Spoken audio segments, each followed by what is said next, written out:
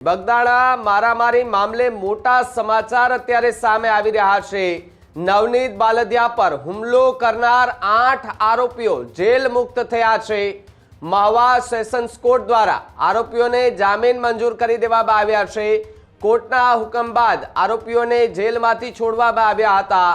સાંજની બંદી બાદ જેલ મુક્તિ થતા સવાલો જે છે તે ઊભા થતા જોવા મળી રહ્યા છે। આક્ષેપ પ્રતિ આક્ષેપો જોવા મળી રહ્યા છે।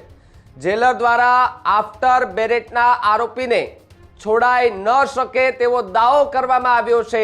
છતાં પણ આરોપીઓ જેલ મુક્ત થયા તેની ચર્ચા ભાવનગર મહુવા પંથકમાં ખૂબ જોરશોરથી થઈ રહી છે। જયરાજ આહિર કેસના આરોપી હજે આફ્ટર બેરેકમાં કેમ તેને લઈને પણ સવાલો જે છે તે ઊભા થતા જોવા મળી રહ્યા છે।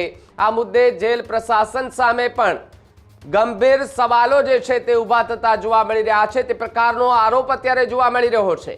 જેલની ક્ષમતા કરતા વધુ કેદી હોવાથી આરોપીઓને મુક્ત કર્યાનો દાવો પણ કરવામાં આવ્યો છે અને આ દાવાને લઈને ફરી એકવાર ગરમાટો જોવા મળી રહ્યો છે। કારણ કે નવનીત બાલદિયા હુમલા કેસની અંદર અત્યાર સુધી 10 થી વધુ આરોપીઓની ધરપકડ કરવામાં આવી।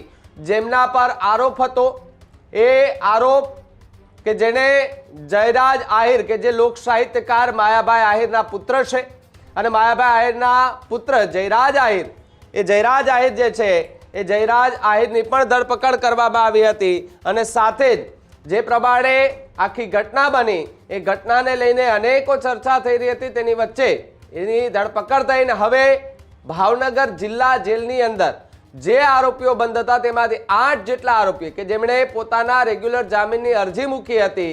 કોર્ટે પહેલા અરજી જે છે તે ફગાવી અને બાદમાં બીજી વખત સુનાવણી દરમિયાન એ 8 લોકોને જે જામીન જે છે તે શરતી જામીન મંજૂર કરી દીધા છે। ત્યારે મોડી રાત્રે ભાવનગર જિલ્લા જેલ ખાતેથી એ 8 આરોપી જે છે તેમને મુક્ત કરવામાં આવ્યા।